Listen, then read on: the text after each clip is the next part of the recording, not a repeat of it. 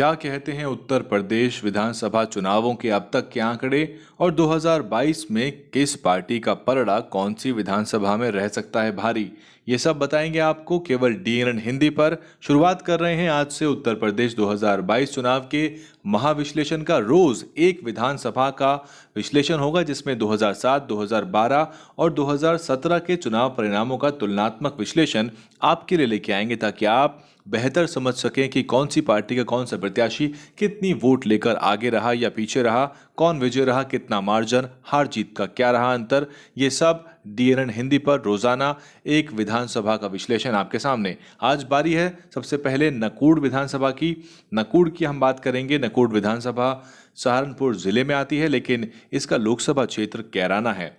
हम पड़ताल करेंगे कि इन तीनों चुनावों में इस सीट पर किस पार्टी का कौन सा प्रत्याशी कितनी वोट लेकर कितने मार्जिन से विजय रहा। 2007 से शुरुआत करते हैं।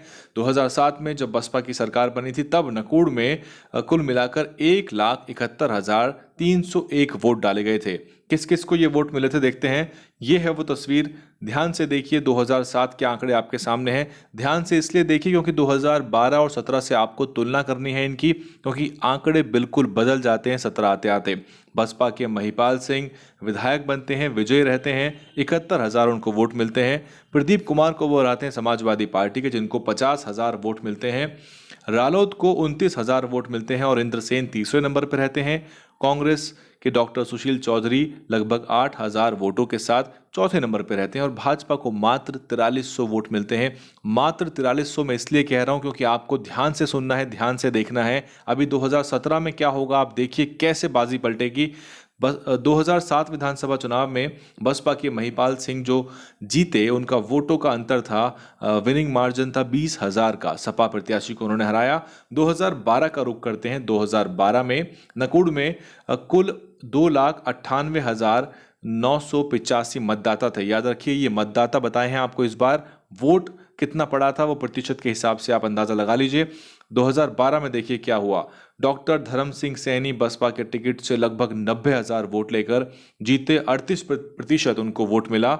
जबकि कांग्रेस के इमरान मसूद 84,000 वोटों से दूसरे नंबर पर रहे, 36%। तो कांटे की टक्कर कही जा सकती है। बहुत ही मामूली सा विनिंग मार्जिन है इतने बड़े चुनाव में। और समाजवादी पार्टी ने 29,000 वोट लिए, एग्जैक्टली उतने ही जितने की लिए थे 2007 के विधानसभा चुनाव में रालोद ने।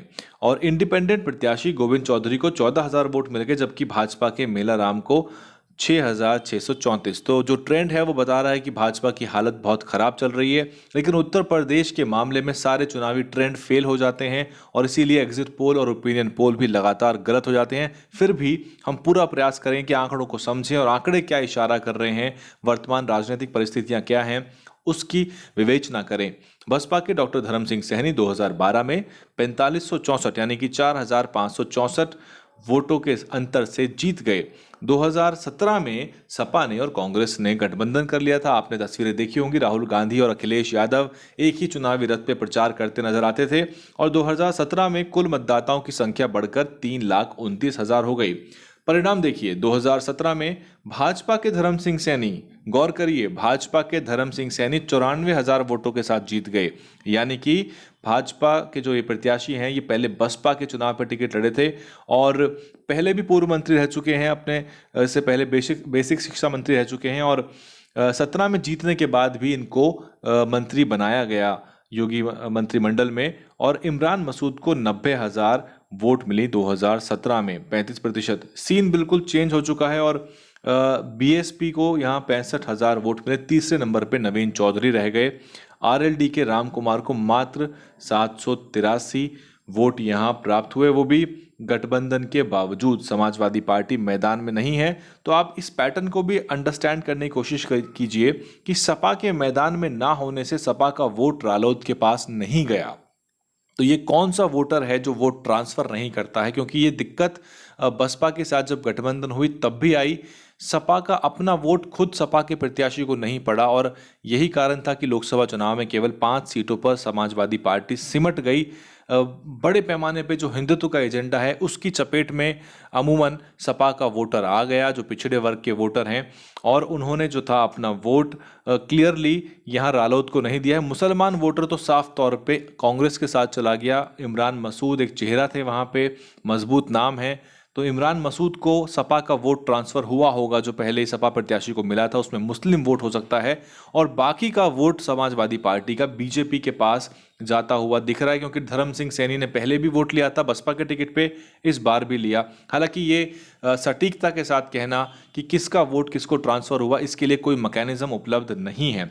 2017 में धर्म सिंह सैनी 4000 वोटों के अंतर से विजय रहे, और एक रोचक तथ्य मैं आपको बताता चलूं कि डॉक्टर धर्म सिंह सैनी दोनों ही टिकट पे विजय रहे, और वर्तमान सरकार में फिलहाल धर्म सिंह सैनी मंत्री हैं। तो ये था नकुड़ का विधानसभा का विश्लेषण। आज का सवाल ये है कि आपको बताना है कि इस ट्रेंड के हिसाब से और वर्तमान राजनीतिक माहौल के मद्देनजर 2022 में आपको कौन सी पार्टी का विधायक यहाँ जीतता नजर आ रहा है, क्योंकि यहाँ कांग्रेस का भी विधायक रहा, बसपा का भी रहा है, और भाजपा ने 2017 में पटकनी दे दी। जो 4000 6000 का वोट भाजपा ले रही थी, वो यहाँ से एकदम से 94,000 का वोट लेती है। इसमें धर्म सिंह सैनी के वोट का भी योगदान होगा, लेकिन ये पार्टी का वोट है या प्रत्याशी का वोट है, ये कहना बहुत मुश्किल है।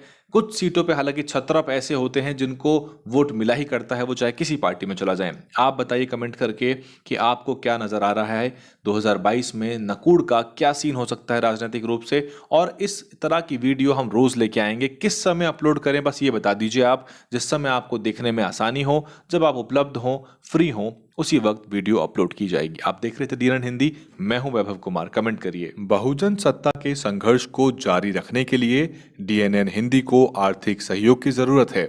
सहयोग राशि सीधे हमारे अकाउंट में या फिर गूगल पे, फोन पे और पेटीएम के जरिए भी भेज सकते हैं।